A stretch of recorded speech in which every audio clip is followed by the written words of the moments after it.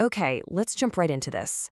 Welcome to this explainer, where today we're unpacking a brilliant piece of philosophical source material that reads, well, it reads like a dark psychological fairy tale. It's custom built for those of us who love to philosophize about the very nature of the self. We're going to be exploring this fascinating concept of the Faustbuch Übermensch. Basically, think of it as a dark refraction of everything the classic Faust character could have been. But this isn't just some dry literary critique, no. It's a profound map of the deepest, darkest depths of our own minds. So picture this. In the twilight of the psyche, there sits a king upon a lonely throne.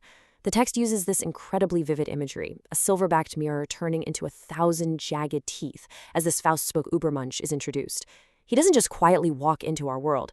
Actually, scratch that. He literally shatters it. Born of dragon soot and Nidhogg's cold scales, this entity sets the stage for a villain who isn't just some monster hiding in the dark woods. He's an entity residing right there in the architecture of your own consciousness. Act 1. The Lonely Throne of Permanence. Now, what's really fascinating here is how this antagonist is defined. He's not a traditional demon with horns and pitchforks. He manifests as the spirit of gravity. Just think about that term for a second. Where the evolving human soul desperately wants to be light, to move, to dance, to grow, this king brings the crushing heavyweight of past values. He essentially functions as a leaden anchor, deliberately engineered to drag your seeking spirit right back down into what the text brilliantly calls the mud of the herd. You've got to hear the villain's monologue from the source. Imagine his voice just grinding, like shifting stone. He says, "I am the monument to permanence. I am the sentinel of resentment, here to guard you against the reckless fever of becoming." He's absolutely terrified of change. He directly and violently opposes the natural reckless fever of human growth, championing the idea of staying exactly, painfully the same. And right there, we hit the absolute core dialectic of our tale. On one side, you have this king's complete obsession with permanence, that heavyweight of past values. And squared up against him, the hero, the evolving soul seeking to dance, utterly driven by the reckless fever of becoming. It's the ultimate philosophical battle, right? Static, frozen existence against dynamic, unstoppable growth. Act 2. The architecture of shadow. Okay, so how does he enforce this? He uses what the text calls static control, which literally kills a moment by forcing it through a chilling 3-step sequence. To make absolutely sure the hero never moves again, the king unleashes the breath of the void. First, he exhales winter's bite, this freezing ionized gale. Second, this gale doesn't just make you cold, it actively siphons the very warmth of life right out of the soul. And third, it freezes the hero's atoms into a statue of eternal, undisturbed obedience. It's the ultimate weapon, killing a dynamic moment by completely possessing and freezing it. Act 2, Part 2. Leaden boxes and gilded cages. Let's break down how this king operates because he's a master of masks and deception. As the corrupted architect, he uses leaden boxes to enforce spiritual entropy. As the pale redeemer, he traps you in a gilded cage, selling it as an armor of absolute truths. And finally, as the intellectual salvager, he takes your gold and melts it down into lead, leaving you with the cold weight of possession. The source calls this the Pharisee's paradox. He weaponizes the appearance of righteousness and safety to fundamentally trap the soul.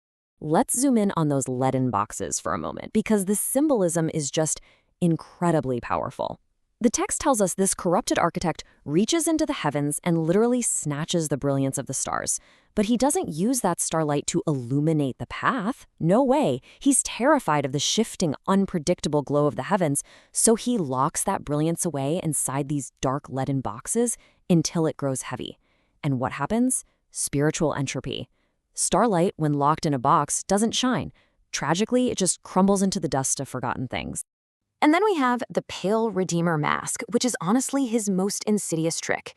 He hands the weary traveler a gilded cage of absolute truths and promises safety. With a cold smile, he says, "Wear this weight. It is not a burden, it is armor. Within these bars, you are safe from the unpredictable storm of freedom." It's a terrifyingly comforting lie, isn't it? He's tricking the hero into giving up the fire of transformation for the cold comfort of a cage, simply because he painted the bars gold. Act 2, Part 3, Murdering the Divine Witness. Now, as the king's madness deepens, he commits his ultimate, most desperate act. We really have to ask ourselves, what deep, hidden insecurity drives a so-called king of shadows to extinguish the very eye of the universe. If he's so absolute in his permanence, why murder the witness? Well, the pathetic truth behind his terrifying facade is his complete inability to endure the pity of the divine. Pity, you see, is a light that exposes his absolute inner worthlessness. He realizes that a universe that watches him is a universe that judges him. So what does he do? He seeks to blind the universe. He extinguishes its observing eye to ensure his cold, static reign remains totally unjudged. He murders the witness so he can sit in absolute darkness, completely alone, never having to face how empty his permanence truly is. Act 3, the internal psychological atavism. Okay, prepare yourself, because here is the major, shattering revelation of our fairy tale. This monstrous king, he's not some external demon. The source text explicitly states he is an internal atavism. He is a personification of the part of the self that fears its own shadow. He is a sickness of the will inside your own mind that looks at a joyous celebration of life and cynically calls it a naive, childish malady. That means in this story, you are both the hero and the villain. And because he's the guardian of the threshold right there inside your own psyche, you can't just run away from him. To achieve true freedom, to finally move, this internal sickness of the will has to be actively shattered. You have to break the mirror yourself if the spirit is to ever truly dance.